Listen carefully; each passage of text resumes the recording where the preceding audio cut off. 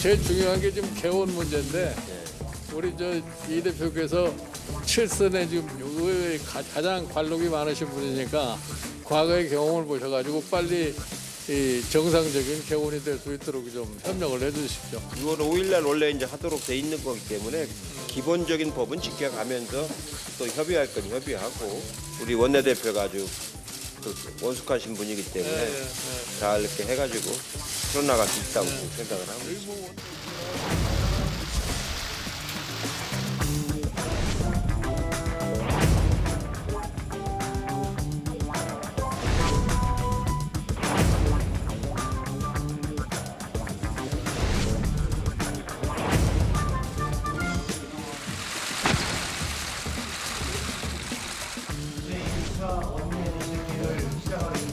이 정한 날짜에 반드시 국회를 열겠습니다.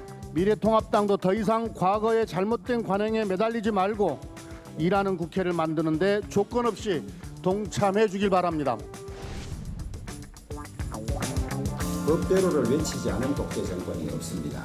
심지어 히틀러의 나치 정권까지도 법치주의를 외치면서 그런 독재를 해왔습니다.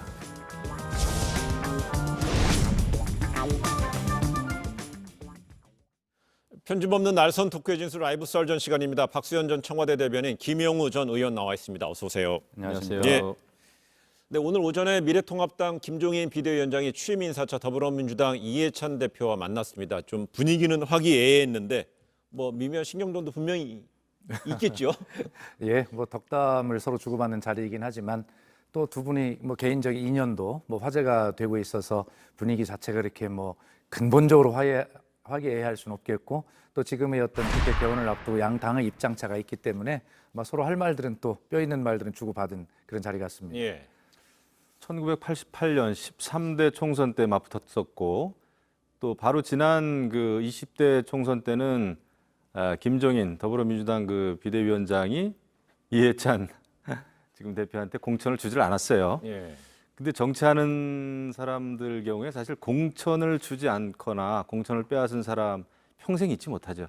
그거를 뛰어넘을 수 있으면 굉장히 훌륭한 정치인이 되는 겁니다. 근데 어쨌거나 양 정당의 이제 그 대표가 만났는데 21대 국회 좀 볼만할 것 같아요. 제가 볼 때는 굉장히 어렵지 않겠나 이런 좀 감이 듭니다. 두 분 조금 전에 얘기했듯이 88년도 13대 총선에 만났으면 22년이면 22년의 악연입니까? 32년. 32년의 악연입니까? 인연입니까? 맞습니까? 어느 표현이 맞아요? 아이 뭐 근데 언론에서는 자꾸 32년의 인연인데 인연을 악연 쪽에 방점을 두고 있는 거 아니겠습니까? 네. 그렇게 인연이라고 쓰고 악연으로 읽기를 이제 바라는 것인데 말씀하신 대로 13대 때 이제 서로 한번 충돌을 했잖아요. 저분이 이해찬 대표. 이분이 이제 김종인. 네, 그렇죠. 네. 그런데 제가 저 당시 이야기를 두 분한테 다 자세하게 들었거든요. 예. 들었는데 이해찬 대표는 저 당시에 뭐 출마할 생각이 전혀 준비가 안 돼 있다가 갑자기 출마를 하게 됩니다. 평화민주당으로 출마를 했었는데 네. 그 당시는 이제 그 전국 정당 득표를 위해서 꼭 뭐 벽보를 붙여야 되잖아요. 예. 그런 입장이었고 김종인 대표는 아마 저 선거를 통과했으면 굉장히 큰 중진으로 성장하는 그런 상황이었는데 김종인 대표 입장에서는 어이없게도 뭐 저 등록 며칠 전에 그냥 등록한 이해찬에게 진 거 아닙니까? 굉장히 뭐 감정이 있을 수도 있겠지만 예. 사실은 제가 김종인 대표 비서실장을 하면서 저 당시 공천을 다 지켜봤잖아요. 예. 뭐 그런 감정으로 한 건 아니고 그 당시에 변호하시는 건데요. 근데 참 묘한 거예요. 사실 13대 총선 때 당시 김종인 지금 현재 위원장이 당선됐다면 완전히 다른 또 정치적인 경로를 걸어왔을 수가 있어요. 근데 오히려 지금 아주 놀라운 그 정치 경험을 보이고 있지 않습니까? 뭐 5번인가요? 비례대표 의원 했죠. 또 지금 여당의 비대위원장도 했었다가 예. 또 지금 다시 또 야당에 와서 선대위원장 이후에 또 비대위원장이 되고요. 그 이상의 중진 정치인은 없죠, 뭐. 근데 어떤 전 좀 전에 그 박 대변인이 지난 20대 총선 때 그 김종인 비대위원장이 이해찬 당시 의원 후보를 컷오프 시켰을 때 뭐 개인적인 악연이 작동한 거 아니라고 얘기하셨는데 네. 이해찬 대표도 그런 거 이해하시나요? 뭐 이해하실 거라고 믿고요. 네. 충분히 뭐 역지사지하실 거라고 생각을 합니다. 그 당시 민주당의 비상대책위원장이었어요. 비상대책위원장은 비상하게 당을 살려야 될 책임이 있죠. 개혁 공천을 해야 합니다.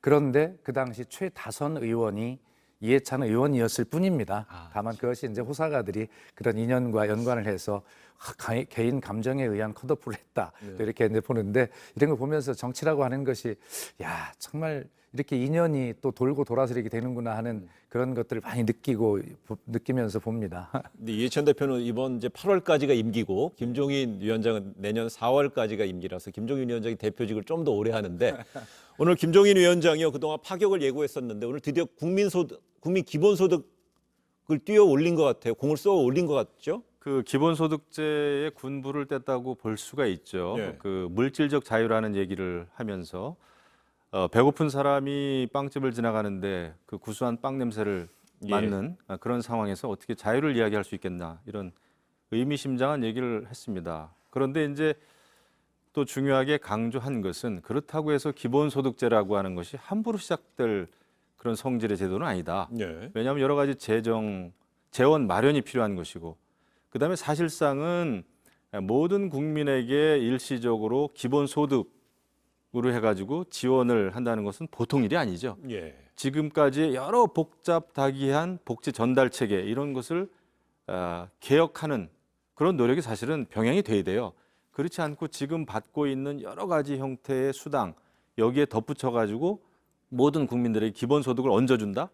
이것은 나라가 곧장 망하는 길이죠. 그래서 아마 그 점을 염두에 두고 기본소득 제도가 가지고 있는 여러 가지 파장에 대해서 보다 심사숙고해가지고 제대로 된 제도가 필요하다라는 것을 강조를 좀 하신 것 같네요. 근데 20대 국회에서는 어차피 그 지금 더불어민주당 쪽에서도 기본소득 얘기는 있었지만은 사실상 새로운 장이 21대가 시작되고 나서는 이른바 미래통합당이 그럼 기본소득에 있어서 이른바 선수를 쳤다 이렇게 봐도 돼요? 2016년에 민주당의 비상대책위원장으로서 그 본회의장에서 어떤 대표 연설을 할 때 저희들이 깜짝 놀랐던 기억이 있거든요. 그때 지금 이 상황을 정확하게 예측하는 연설을 김종인 대표가 합니다. 와서 그 인공지능이 어떤 노동력을 대체하는 사회의 도래 이런 것들을 예견하면 바로 그 기본소득제를 해야 된다는 이야기를 그리고 세계가 서구가 그런 쪽으로 가고 있다는 흐름에 대해서 우리 주목해야 한다는 연설을 그 당시 하거든요. 2016년에. 아마 저분의 기본적인 그 소신인 것 같고요. 저는 다만 이제 지금 이런 진보에서 나오는 용어들을 미래통합당의 비상대책위원장이 그렇게 주도해 나가고 있는 것을 보면서 21대 국회 이런 꿈을 꿔봅니다. 이제 어떤 보수와 진보라고 하는 그런 어떤 진영 간의 어떤 대결이 아니라 이제 그야말로 시대를 관통하고 시대가 필요로 하는 어떤 정책들을 놓고 서로 선점하기 위한 어떤 경쟁을 하는 것 그런 생산적인 국회가 되는 것이 아닌가라고 그렇게 그냥 가슴 설레는 마음으로 김종인 대표의 진보적 용어들을 지금 지켜보고 있거든요. 지금 미국 폭동을 바라보면서도 사회 불평등이 야기한 갈등이다 이렇게 문제인식을 갖는다든가 지금 김 의원님 말씀하셨지만 물질적 자유를 이야기하고 있단 말이에요. 그리고 추가 경정 예산의 협조 막 이런 것도 이야기를 하고 있고 약자와의 동행 뭐 이런 것들을 보면 이게 진보와 보수의 용어가 이제 따로 있는 것이 아니라 김종인 비상대책위원장 체제가 미래통합당에 안착을 하게 되면 이러한 시대적인 어떤 화두를 가지고 서로 경쟁하는 그러한 시대가 되지 않겠냐 이런 생각을 해봅니다. 그 조금 전에 말씀하셨듯이 미국은 지금 최근에 일어나는 게 그 일부의 약탈도 있지만 그 흑인 사망에 대한 항의 시위가 이루어지고 있잖아요. 그래서 근데 이번에 이렇게 되면 기본소득이 되게 되면 이게 국민이 다 받는 거냐, 사전적 의미대로 다 받는 거냐, 아니면 뭐 일부만 받는 거냐, 뭐 일부 매체에서는 청년층을 일단 1차 수혜 대상으로 가지 않을 것인가 이런 전망도 나오네요. 근데 아직 그 섣불리 예측하기 어렵습니다. 아까도 얘기가 좀 나왔습니다만은 기본소득제라고 하는 것은 사실 자유주의자를 표방하는 그런 경제학자들도 많이 강조를 했었어요. 뭐 하이에크라든지 밀턴 프리드만 같은 그 학자들도 다 주장을 했던 겁니다. 그럼에도 불구하고 사실은 지금 유럽 국가 스위스나 핀란드에서는 사실 시도하다가 못하게 됐습니다. 또 실패를 하고 그랬는데 왜냐하면 그것이 갖는 그 문제점이 있는 거예요. 그리고 이제 뭐냐 하면은 사실은 열심히 일하는 사람들이 더 열심히 일할 수 있도록 도와주는 거 이런 것이 저는 가장 건강한 건전한 제도라고 생각하거든요. 네. 이 게으른 사람을 도와주거나 게으른 사람의 그 게으름을 육성해서는 안 되거든요. 나라 정책이라고 하는 것은 물론 정말 자활하기 힘든 그런 그 국민들에게는 기본소득이 필요하죠. 그럼에도 불구하고 공짜의 기본소득은 없다라는 것이 사실은 인지가 돼 있어야 되는 겁니다. 네. 누군가는 땀 흘려 번 돈입니다. 사실 국가가 베푸는 돈이라는 것은 지원하는 돈이라는 것은 예. 그런 가치가 확립이 돼야 되는 거지. 무조건 전 국민에게 지금 이제 재난지원금 보전해 주듯이 말이죠. 지원해 주듯이 전 국민에게 무조건 얼마가의 기본소득을 준다는 것은 정책이 아니죠. 근데 이런 것 이재명 경기지사 전 국민한테 20만 원 지급 얘기를 지금 꺼냈어요. 2차 지금 지원에 대해서 예. 좀 이야기를 하고 있죠. 그것은 이제 정치인으로서 어떤 이슈를 선점하기 위한 그런 제스처다 볼 수 있지만, 예, 맞습니다. 김영우 의원님 말씀에 동의를 해요. 그런 어떤 스스로 노동을 할 수 있는 의지와 능력이 있는 사람이 노동을 통해서 소득을 가지고 살아가는 것이 가장 기본적인 것이지만 사회가 다 그렇게 되지는 않거든요. 더구나 지금 이 코로나가 팬데믹이 되고 또 새로운 감염병들이 지속적으로 일상화될 어떤 현상을 생각한다면 지금 어떤 비대면 산업들이 많이 또 새로운 산업으로 예. 등장하고 있잖아요. 일자리는 줄게 돼 있습니다. 그럴 때 사람이 기본적인 삶을 어떻게 보호할 것인가도 굉장히 중요한 것이고 그런 것들이 보호되지 않으면 사회가 지속 가능하지 않지요. 그러니까 김종인 대표가 이야기한 것이 사회 안전망 확대를 통한 시장 경제의 보완이라는 말을 쓰고 있거든요.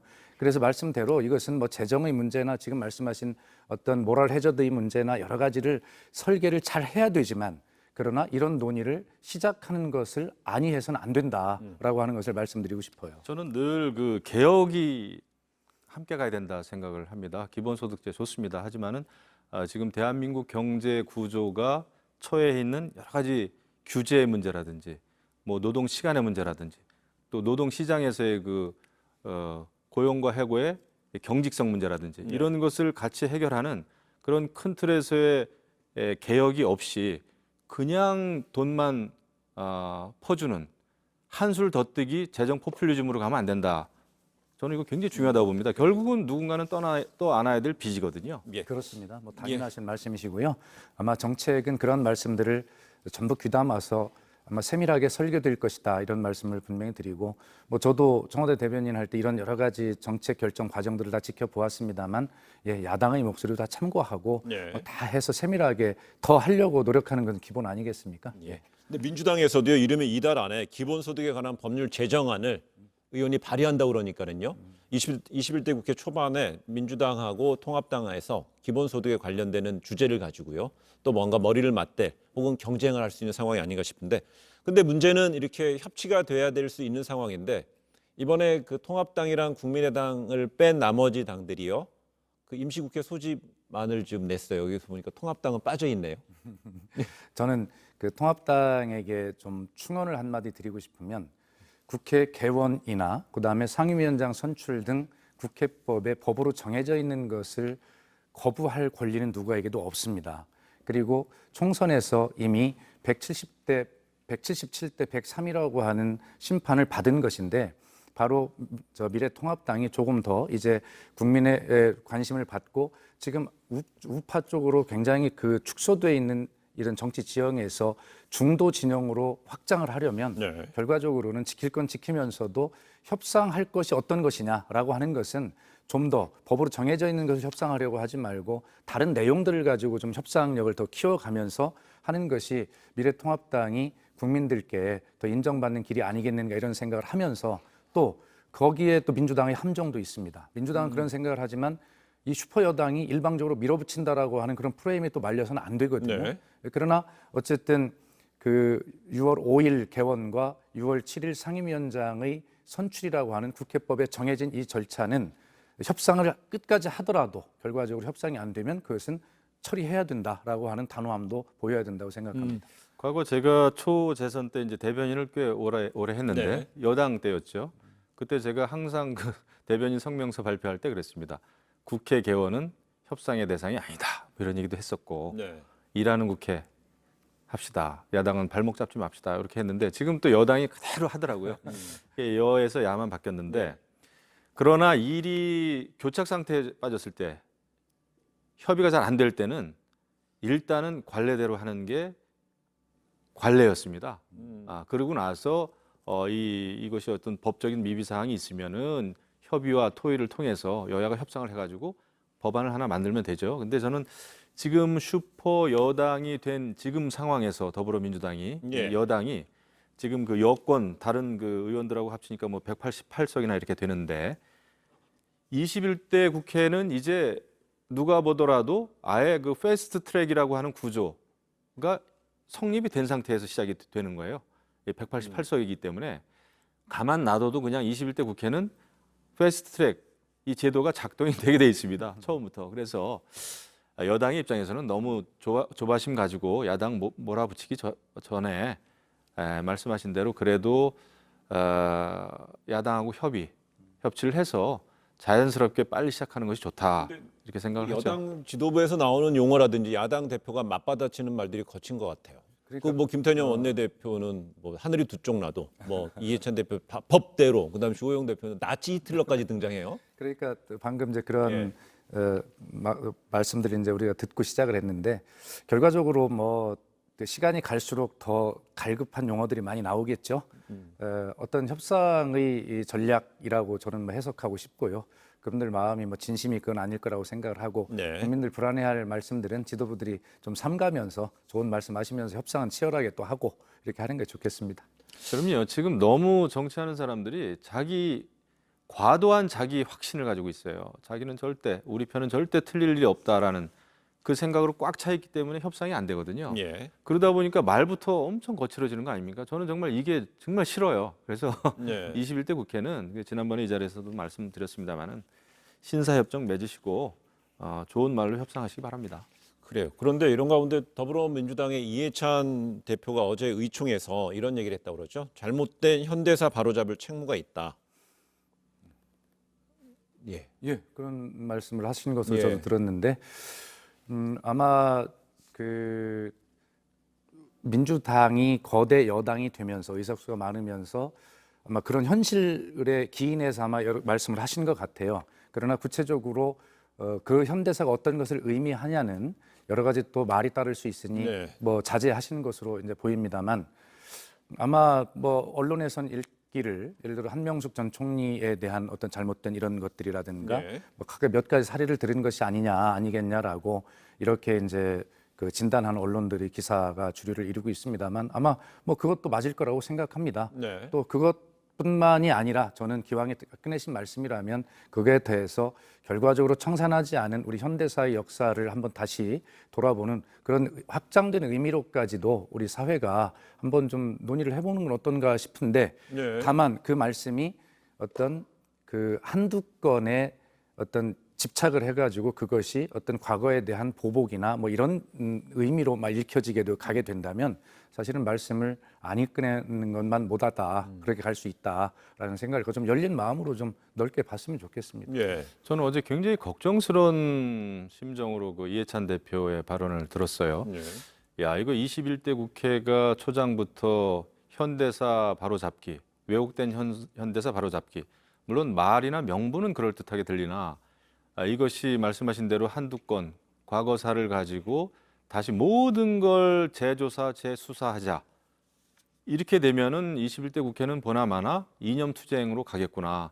더더군다나 말씀하신 대로 한명숙 살리기, 백선엽 장군 죽이기, 또 칼기 재조사, 칼기 폭파 사고 이런 식으로 가다 보면은 21대 국회 아마 정말 여당이 바라듯이 일하는 국회 되게 어려울 겁니다. 그래서 우리는 이제 정말 미래를 위해서 손잡고 뛰어가도 목표 지점에 갈까 말까 이런 네. 상황에서 왜곡된 현대사 바로잡기라는 것을 첫 의총에서 발언을 했단 말이죠. 저는 굉장히 심각한 우려되는 바가 크다 이런 느낌이에요. 근데 김영우 의원님과 제가 늘 의견이 한 8, 90% 일치를 하면서도 이런 부분에 조금 갈리는 게 있는데 네. 앞으로 나아가기 위해서는 과거가 분명하게 청산이 되는 것이 훨씬 속도가 빠를 수 있다라는 생각이 제 생각입니다. 네. 과거를 덮고 무조건 미래로 가자라는 그런 취지의 말씀은 아니시라고 저도 생각을 하지만, 그러나 한명숙 전 총리 문제라든가 칼기 문제는 분명하게 새로운 증거와 증언들이 나오고 있기 때문에 그것을 덮고 가자라고 하는 것은 저는 옳지 않다라고 생각합니다. 칼기 문제만 해도 대구 MBC라고 하는 지역 방송이 그 멀리 가서 그 바다에 있는 칼기의 잔해를 정말 어렵게 발견해낸 거 아니겠습니까? 국가가 해야 할 일을 언론에서 한 것이에요. 그것을 덮을 수는 없죠. 한명숙 사건도 마찬가지입니다. 재심을 하자는 것이 아닙니다. 다만 그렇게 새로운 비망록과 증언들이 나오고 있는데 그런 것들이 행정의 영역에 있다, 제가 아직 말씀을 드렸어요. 사법의 영역으로 가자는 것이 아니라 그러한 것들에 대해서는 정리를 하고 가야지 그것을 그냥 덮고 간다라고 하는 것은, 미래로 가자고 하는 것은 맞지만 지속 가능하게 미래로 빨리 갈 수는 없다라는 것이 김영우 의원님과 제가 조금 틀린 생각입니다. 근데 과거를 정리한다고는 하지만은 정리될 수 없는 부분, 특히나 역사적인 심판이나 법원에서의 확정 심판이 다 끝난 일을 가지고 말씀은 새로운 증거라고 하지만 전혀 새로운 증거도 아닙니다. 한두 사람의 재소자에 의한 증언인데 그거 가지고 다시 모든 재심을 하고 아니면 재조사를 한다면은요, 세상에는 재심, 재조사 해야 될 일이 너무나 널려 있습니다. 네. 그리고 지금 언론상에는 최순실도 감옥에서 지금 비망록 쓰고 있다는 거 아닙니까? 그러면은 다 재조사해야 되나요? 다 재심해야 될까요? 저는 그렇게 생각하지 않습니다. 그래서 우리가 법치주의를 지키기 위해서는 다소 억울함이 있더라도 확정 재판에 대해서는 그것은 합의된 일이다 이렇게 생각하는 게 좋죠. 그다음에 결정적인 증거가 드러난다면은 그거는 정말 다른 이유겠으나 예. 지금 법조인들이 다 걱정하는 거 아니겠습니까? 그렇기 때문에 저는 지금은 여야가 미래를 봐야죠. 과거를 덮자는 게 아닙니다. 덮자는 게 아니에요. 법치주의에는 또 재심이 있잖아요. 그렇습니다. 네. 그 재심은 그거는 요건에 맞아야 굉장히 재심을 할 수가 있는 요건이 거죠. 까다롭기 때문에 한명숙 전 총리도 문재인 정부에 부담을 주고 싶지 않다라고 하는 그런 말씀을 이미 하셨고요. 예. 그 재심은 요건에 맞을 때 본인이 결심을 해서 하는 것이지 민주당이 또 진영에서 뭐 어떻게 하라 마라 할 문제가 아니지 않습니까? 다만 비망록과 새로운 증인들이 나오고 있기 때문에 그 사법 절차, 행정권이 권력이 제대로 작동했는지라고 하는 것을 들여다보자는 것이지 재심을 주장하는 것이 아닙니다. 지금 그래요. 그 여권 인사들 의원 수가 많지 않습니까? 177석 이런 상황에서는 말 그대로 미래지향적인 법안들을 많이 발의해서 지금 앞으로 쭉 나갔으면 좋겠어요. 근데 네. 벌써부터 많은 의원들이 보니까 여러 가지 과거사에 대한 것을 제각기 특별법을 만들어 가지고 다 재조사하겠다.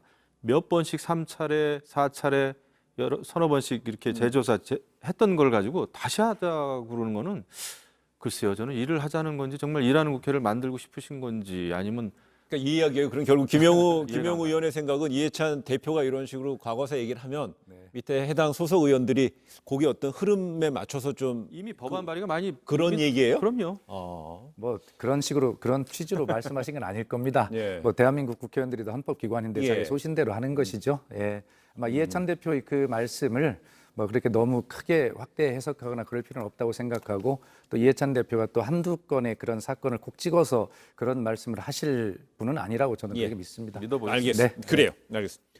예, 더불어민주당에서는 이번 총선에 불출마한 금태섭 전 의원 관련된 어떤 경고 처분을 놓고 뭐 논란이 좀 있는 모양새입니다. 관련해서 영상 잠시 보시겠습니다.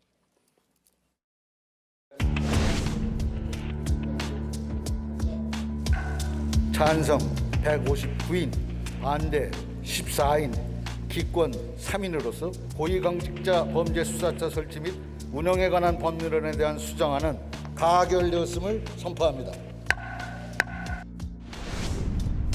표를 마치겠습니다.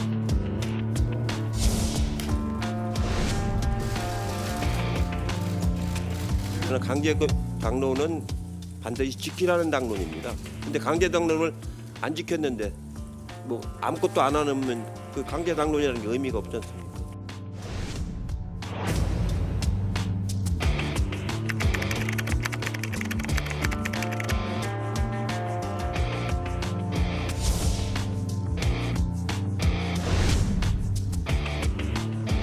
본회의장에서 국회의원이 자기 소신을 가지고 판단을 한 걸 가지고 징계를 한다는 거는 전 본 적이 없는 것 같고요.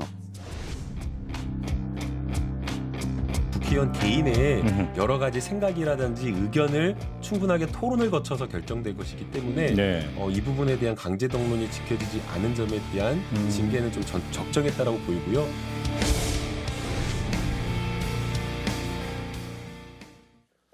네, 본회의 표결 관련해서 이제 의원에 대해 징계 처분한 것인데요. 이런 상황 어떻게 의정 활동하시면 이런 게 좀 많이 있었어요?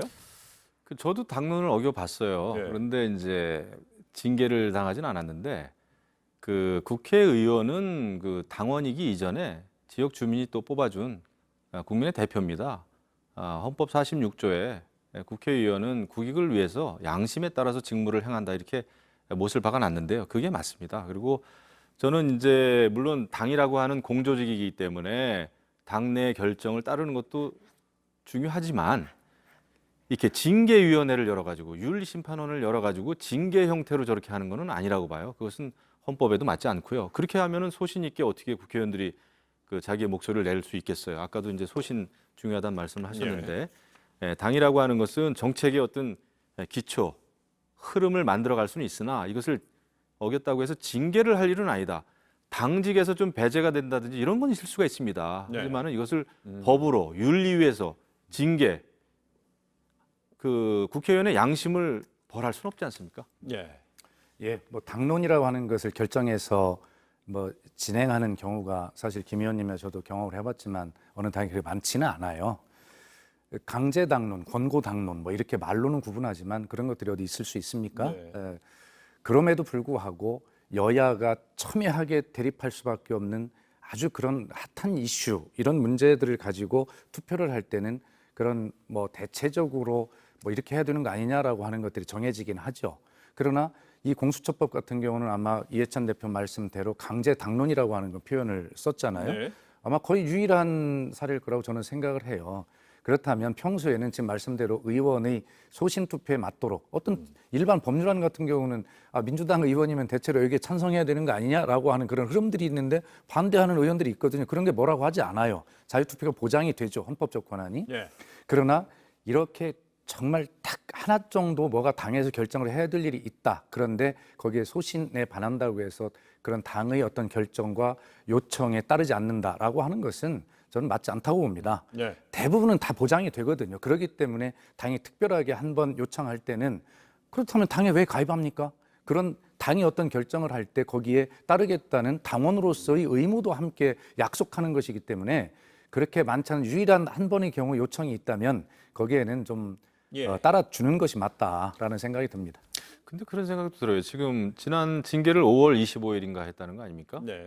공수처법 통과된 지 뭐 몇 달이 지났는데 금태섭 전 의원이 미운 털이 좀 박힌 것 같아요. 조국 전 장관도 비판했죠. 그다음에 이번에 또 그런 이야기도 하더군요. 김태섭 전 의원이 조국 전 장관이나 윤미향 당선인에 대해서 윤미향 의원이죠. 의원에 대해서 이런저런 비판을 하지 말라라는 함구령을 내리는 이 상황, 더불어민주당의 상황, 이것이 정상인가 이렇게 물었어요. 제가 답변을 드릴게요. 비정상입니다. 그렇기 때문에 이 정치인은 자고로 그래도 자기 소신과 양심에 걸맞는 결정을 할 수 있는 권한이 있다. 또 그것도 또 의무다 이렇게 생각합니다. 이번 국회 초선 의원들이 그 151명인가잖아요. 그렇습니다. 그 초선 의원들도 이런 상황 보게 되면 어때요? 뭐 좀 실망스럽겠죠. 뭐 국회의원이라고 하는 청운의 그 꿈을 안고 국회에 들어왔는데 내 의사가 당에 의해서 좀 제약된다거나 좌지될 수 있다고 하면 뭐 좋을 의원이 누가 있겠습니까? 그러나 아까 말씀드린 대로 어느 당에 입당을 할 때는 그 당이 가고자 하는 최종적인 그런 어떤 목표나 그런 지점에 있어서 함께 하겠다라고 하는 것을 약속한 것이거든요. 그것이 헌법에 앞설 수는 없지만 헌법적 권한에 앞설 수는 없지만 그렇다 하더라도 그것을 안 지켜도 된다라고 하는 그런 것까지 의미하지는 않아요. 예를 들어서 축구 경기를 했어요. 90분간 열심히 했는데 저 골이 안 나서 아니면 동점이어서 예를 들어서 페널티킥을 찬다고 생각해 보세요. 그 중요한 순간에. 그런데 그 페널티킥을 넣지 않고 다른 곳으로 찬다? 그것이 용인될 수 있겠습니까? 공수처법이라고 하는 것이 그렇게 치열한 논의를 통해서 마지막 통과를 시키는 그 중요한 순간에 당의 입장이라는 것이 있는데 또 당원으로서 의무도 있는데 뭐 내 헌법적 권한이 있어 하고 다른 방향으로 공을 찬다면 그것이 용인될 수가 있는가라고 하는 것인데 전제는 그 많은 다른 경우에 다 헌법적 권한이 당은 다 인정해 준다는 것을 전제로 말씀을 드리는 겁니다. 비윤리적이었던 건 아니지 않습니까? 그 윤리위까지 열어가지고 징계를 했다.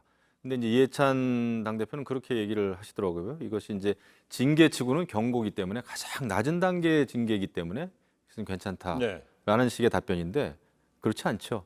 징계이기 때문에, 윤리적인 징계이기 때문에 문제가 있는 것이죠. 그래서 지금 이제 해당 당사자인 금태섭 전 의원은 이 전례 없는 위헌적 결정이다 이런 얘기잖아요. 결국 뭐 국회법이라든지 헌법상의 양심에 따른 표결의 자유는 있으니까. 근데 위헌적 징계는 재심을 청구했습니다.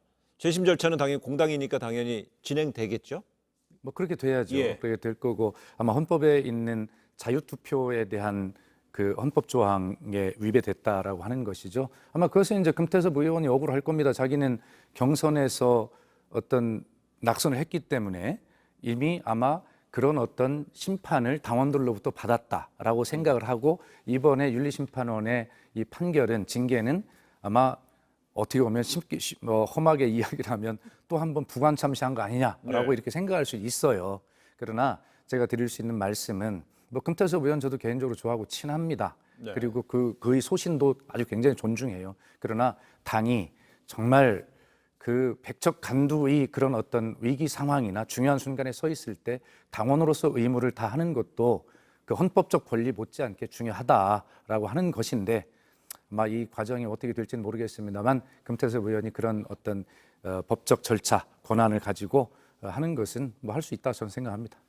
이게 만약 자유로운 언론가 보장돼 있는 공당이라면요, 이 관련해서 이제 자연스러운 의견이 나와야 될 것 같아요. 그런데 지금 앞서서 그 금태섭 당시 의원이랑 그 경선 공천 경쟁 1라운드를 벌였던 김남국 의원. 네. 의원 뭐 관련해 입장 얘기가 나왔어요. 네, 김남국 의원도 지금 금태섭 의원을 강하게 비판하더군요. 근데 김남국 의원은 얼마 전까지 후보 시절에도 오히려 금태섭 의원처럼 소신 있는 정치인이 되겠다라는 얘기를 본인 입으로 했었어요. 근데 지금 이제 당선되고 나서 확 바뀌었어요. 그러니까 당 대표나 당 지도부하고 일을 이제 함께 도와서 열심히 하는 건 좋지만은 이렇게 초선 의원들이 줄을 서는 모양새는 좋지가 않습니다. 양심과 소신이 먼저예요. 그리고 사실은 미래통합당의 경우에도 김종인 비대위원장이 내가 결정하는 문제에 대해서는 시비 걸지 말라라는 얘기를 좀 했었어요. 어제죠, 그것도. 어제 다 일어난 문제들인데 저는 그것도 마음에 안 듭니다. 그러니까 김종인 위원장의 여러 가지 어떤 정책적인 흐름이나 방향에 대해서는 우리가 존중하고 협력해야 되지만은 당내 민주화는 굉장히 중요한 거예요. 내가 답을 내놓을 테니까 이 답에 대해서 시시비비를 가리지 마라. 시비 걸지 말라는 얘기거든요. 그런 것은 우리가 좋은 쪽으로의 체질 개선하고는 거리가 너무나 먼 얘기예요. 그래서 제가 아까 32년 만에 만난 두 분, 저 사진을 보면서 정치를 오래 했지만은 역시 이분들이 본인 스스로는 다들 자기 확신, 자기가 옳다라는 생각을 할 수 있지만 역시 체질은 굉장히 구태다, 낡은 모습이다, 낡은 정치인의 전형적인 모습이다라는 그 생각을 지울 수가 없어요.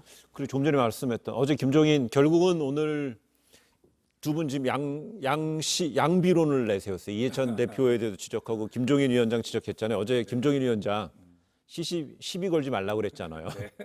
지금 김영우 전 의원님께서 양비론을 말씀하셨으니 저는 양시론을 좀 이야기해야 균형이 맞지 않을까 싶은데 아마 이해찬 대표의 함구령 또 김종인 비대위원장의 뭐 시비 걸지 말라라고 하는 그런 말씀들은 당 지도부를 다 해보셨잖아요. 해보시면 지금 개원 협상을 앞두고 있고 그 다음에 어떤 그 코로나 국난 극복 국회를 빨리 열어야 되는 이런 문제들이 첨예하게 지금 대립하고 있는 이런 상황에서 아마 자칫 이런 문제들을 가지고 어떤 당의 역량이 자꾸 분산이 되고 이래서 국민들로부터 또 지탄을 받게 되고 당의 이 역량이 집중이 되지 않는 이러한 것들을 당 지도부로서는 당연히 끌고 가야 될 책임이 있는 것이죠. 봉숭아학당처럼 만들어 놓으면 그래서 국민들로부터 지탄을 받고 어떤 협상이나 이런 것들이 안 되고 지지부진하다면 그 책임을 결국 당 지도부는 져야 되지 않겠습니까? 당내 민주화는 당연히 맞고 하지만 그것도 집중해야 될 때가 있다. 그런 어떤 당 지도부로서의 고심이 어제 두 분의 발언에 반영된 것이다라고 어떤 균형을 맞추기 위해서 제가 양시론을 말씀드립니다. 또 보게 되면은요, 민주당이랑 통합당이랑 좀 다른 것이 민주당 내에서는 이해찬 대표의 그 발언에 대해서 뭐 이렇게 추가적인 얘기가 잘 안 나오는데 통합당에서는 얘기가 자꾸 나오는 것 같아요. 그 김종인 비대위원장에 대해서 또 장제원 의원이 전제군주식 리더십이다 이렇게 얘기를 했어요. 뭐 여의도에 자르다 이런 이제 평도 네. 있긴 합니다. 근데 이제 모셔봤으니까 이제 너무나 잘 알겠지만은 네. 저도 예전에 같이 회의도 하고 그랬었어요. 박근혜 비대위 시절에 김종인 위원장의 장악력이 굉장히 세죠. 경험도 많고 네. 해안도 있고. 그러나 사실 돌이켜 보면은 지금 미래통합당이 보수라고 하는 가치를 좀 더 개혁적으로 포용적으로 제대로 실천을 못했기 때문에 이제 4.15 총선 실패했다. 저 같은 경우에 그렇게 판단을 한단 말이에요. 예. 그런데 지금 이제 보수나 진보라고 하는 말도 꺼내지 말라. 우리는 진보보다 더 앞서 나가는 진취 쪽으로 가겠다 이러는데 공당이라고 하는 것은 사실은 가치와 철학을 떠날 수가 없습니다. 예. 공당은 그 추구하는 가치가 없으면 안 되죠. 우리가 정권을 잡으려고 하는 그 이유가 뭐죠? 우리가 추구하는 가치를 그런 가치에 맞는 정책을 추진하기 위한 거예요. 이렇게 저렇게 해가지고 어떤 선거 기술을 통해서 한두 가지 선거 정책을 통해서 공약을 통해서 정권을 잡은들 우리가 추구하는 그 대한민국의 모습이 아니면 그것은 권력을 잡을 필요가 없는 겁니다. 네. 우리가 자유민주주의에 기반한 통일이 아닌 그냥 통일이 예. 무의미한 거 아니겠어요? 무의미한 게 아니라 안 좋은 거 아니겠습니까? 정치도 똑같아요. 그런 의미에서 뿌리가 없는 정당, 공당 이것은 부평초 같은 정당이기 때문에 함부로 우리가 또 가치와 철학을 내던질 게 예. 아니다. 올바른 보수를 찾아가고 만들고 41% 미래통합당을 지지했던 그런 분들에 대해서도 우리는 관심을 가져야죠. 아마 미래통합당 김종인 비대위원장에 관한 말씀들이 나오는 이유는 아마 그런 것이 보태져 있기 때문에 그럴 거예요. 김종인 비대위 체제에 대한 아직 그 인정을 안 하시는 분들이 아직 방법론적으로 다른 방법이 있는데 네. 자강론도 있는데 왜 이거여야 되냐라고 아직 수긍하지 못하시는 분들에 더해서 지금 그 미래통합당의 오랜 가치와 좀 충돌할 수 있는 그런 진보적 가치들을 계속 말씀을 하고 계시기 때문에 이 두 가지가 섞여 있어서 민주당보다는 조금 더 이쪽에서 말이 많이 나오는 것이 아닌가 하는 생각이 여야가 이제 듭니다. 많이 바뀌었어요 지금. 보니까 현재 보면 이 정당이라는 거는 좀 시끌시끌 부산하고 시끌시끌하는 게 좀 잘 되는 집입니까? 아니면 조용하게 가는 게 좋은 집이에요? 속에서는 부글부글 끓고요. 예. 겉으로는 좀 조용하게 이렇게 일목요연하게 갈 수 있는 그런 정당이 안에서의 역동성도 살아있고 예. 사실 당의 통제력도 살아있는 그래서 일을 할 수 있는 저는 그런 정당이 좋은 모습이라고 생각합니다. 그런 정답이죠, 측면에 정답이요. 그런 측면에 지금 미래통합당 발 기사들, 김종인 위원장 발 이런 기사가 그러면 통합당의 긍정적인 신호입니까? 아니면 자칫 좌초하는 신호입니까? 네, 저는 사실 저도 이 자리에서 이제 김종인 비대위원장의 좋은 점도 얘기했지만 또 안 좋은 점도 얘기했잖아요. 예. 이런 식으로 이야기하는 건 사실 좋은 방법은 아니에요. 사실은 하나의 논제를 놓고 미래통합당 현역 의원들이 치열하게 토론을 해야 되는 겁니다. 기본소득제가 필요하면 왜 필요한지, 그다음에 우리가 4.15 총선에서 왜 졌는지, 보수의 가치, 보수 진보 말을 안 하는 게 좋은지, 우리는 왜 더 해야 되는지 토론을 하라는 거예요. 근데 그냥 시비 걸지 말라? 그것은 국민의 대표인 국회의원들 앞에서 할 얘기는 아니죠. 예. 제가 드릴 말씀이 없습니다. 오늘은 김영 의원님이 제가 해야 될 말을 먼저 하시는 것 같아요. 예. 오늘도 그럼 80, 90% 같았던 거의 거예요? 비슷해요. 거의 비슷해. 우리 그럼 조금 전에 얘기했듯이요. 기본소득에 관련돼서 두 분 만약에 그 여야가 같이 국민의 어떤 의지가 그렇고 여론이 그렇다면 국민소득을 기본소득 도입한다면은요. 만약에 이번 21대 국회 초반 올해 안에 이게 실행이 될 수 있을 것 같아요. 짧게만 전망 해주시죠. 당연히 가야 될 길이지만 가기 쉽지 않다. 사회적 합의에 이르려면 시간이 좀 걸릴 것이다. 방향은 맞지만 차근차근 가야 된다. 저는 그렇게 생각합니다. 올해 안에 좀 불투명할 거다. 그렇습니다. 예. 저도 좀 어렵게 보고 있고요.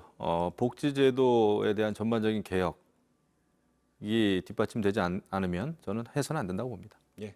김종인 위원장이 얘기를 하면서요. 그 재원의 문제, 재원이 마련되지 않다면 난산이 예상된다 얘기를 했죠. 그것과 덧붙이겠습니다.